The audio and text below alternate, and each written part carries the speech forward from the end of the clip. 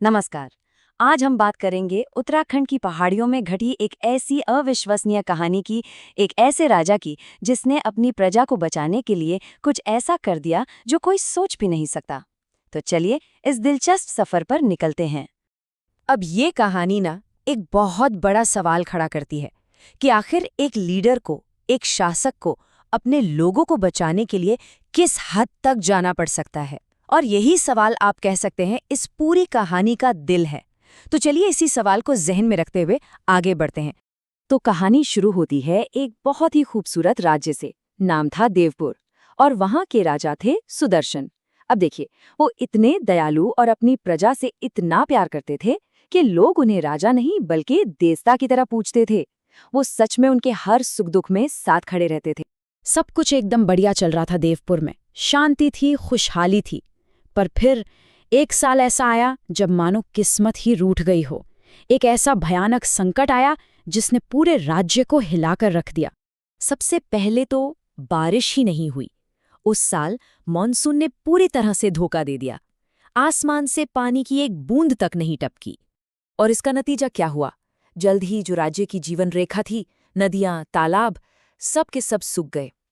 हालात ऐसे हो गए कि लोग पानी की एक एक बूंद के लिए तरसने लगे। अब देखिए, पानी की कमी अकेली नहीं आती, वो अपने साथ लाई एक और बड़ी तबाही, हैजा, एक भयानक बीमारी जिसने पूरे राज्य को अपने चपेट में ले लिया। और देखते ही देखते लोग मरने लगे। राजा सुदर्शन ने भी अपनी तरफ से कोई कसर नहीं छोड़ी। उन्होंने जमीन आसमान एक कर दिया, नए कुएं खुदवाए, दूसरे राज्यों से पानी लाने की कोशिश की, लेकिन कुछ काम नहीं आया। सारी कोशिशें नाकाम और संकट वो और भी गहरा होता जा रहा था। सोचिए, उस राजा के दिल पर क्या गुजर गई होगी जो रोज अपनी प्रजा को मरते देख रहा था। उनका दिल पूरी तरह टूट चुका था। और फिर एक रात हताशा में उन्होंने खुद से कहा कि अगर मैं अपने लोगों को बचा ही नहीं सकता तो मेरे राजा होने का फायदा ही क्या है। और बस यही वो पल था जिसने सब कुछ बदल दिया। तो जब दुनिया के सारे रास्ते बंद हो गए, सारे उपाय फेल हो गए, तब राजा ने एक ऐसा फैसला लिया जो कोई सोच भी नहीं सकता।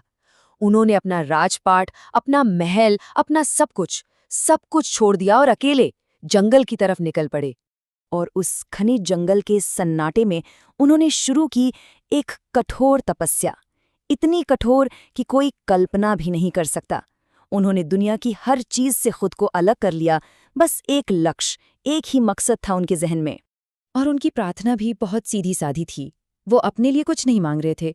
दिन हो या रात उनके मुंह से बस एक ही बात निकलती थी, हे ईश्वर, मेरे लोगों को बचा लो, उन्हें पानी दे दो।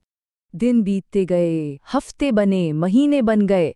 तपस्या की वजह से राजा का शरीर तो लगातार कमजोर होता जा रहा था, लेकिन उनका विश्वास, उनका संकल्प, वो और भी ज्यादा मजबूत होता जा रहा था, एकदम चट्टान की तरह।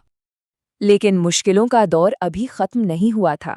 जब राजा इस गहरी तपस्या में लीन थे, ठीक उसी वक्त उनके राज्य पर एक और मुसीबत आन पड़ी। देखिए, देवपुर की इस बुरी हालत का फायदा उठाने एक दुश्मन आ धमका। पास के ही राज्य का एक लालची राजा था। उसने देखा कि देवपुर सूखे से कमजोर है, राजा भी नहीं है। बस उसे लगा कि ये तो कब्जा करने का सुनहरा मौका है, और उसने पूरी ताकत से हमला कर दिया। और जैसे ही ये खबर जंगल में राजा सुदर्शन तक पहुंची, उन्होंने एक पल की भी देरी नहीं की। अपनी तपस्या बीच में ही छोड़ी और उसी कमजोर हो चुके शरीर के साथ वो सीधे युद्ध के मैदान की ओर चल पड़े। लड़ाई बहुत भयानक थी।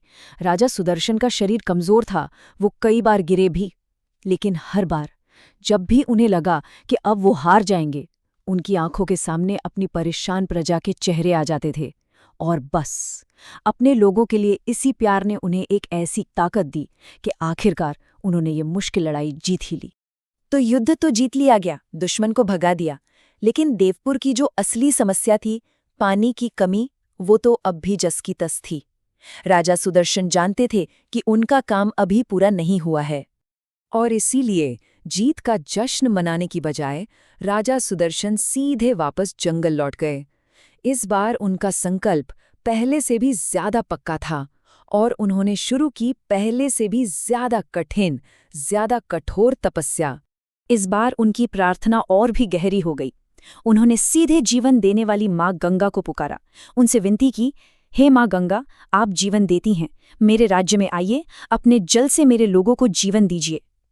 ये उनकी भक्ति का चरम था। और फिर एक रात जब चारों तरफ गहरा सन्नाटा पसरा हुआ था, एक चमत्कार हुआ। पूरे जंगल में एक दिव्य रोशनी फैल गई। उसी रोशनी से एक बहुत ही मधुर आवाज गूंजी। ये माँ गंगा की आवाज थी। उन्होंने राजा सुदर्शन से कहा, सुदर्शन, तुम्हारी निस्वार्थ भक्ति और अपनी प्रजा के लिए तुम्हारे प्रेम ने मुझे प्रसन्न कर दिया है। तो राजा की प्रार्थना सुन ली गई थी। उनकी तपस्या सफल हो चुकी थी और अब वक्त था उस चमत्कार का, जो देवपुर का भविष्य हमेशा हमेशा के लिए बदलने वाला था।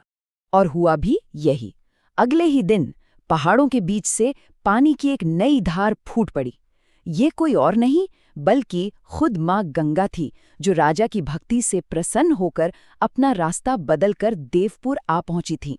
और फिर धीरे धीरे सूखी जमीन में जान आ गई, खेत फिर से हरे भरे हो गए, बीमारियां दूर हो गईं और पूरे राज्य में एक बार फिर से खुशहाली लौट आई। तो राजा सुदर्शन की ये कहानी सिर्फ एक चमत्कार की कहानी नहीं है। ये कहानी हमें सोचने पर मजबूर करती है कि आखिर लीडरशिप का, नेतृत्व का असली मतलब क्या होता है।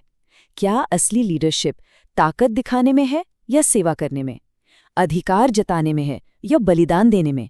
और सबसे बड़ा सवाल, क्या अटूट विश्वास सच में पहाड़ों को भी अपनी जगह से हिला सकता है? इस पर सोचेगा जरूर।